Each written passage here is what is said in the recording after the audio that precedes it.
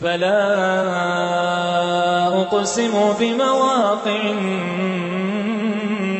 النجوم وإنه لقسم لو تعلمون عظيم إنه لقرآن كريم في كتاب مكنون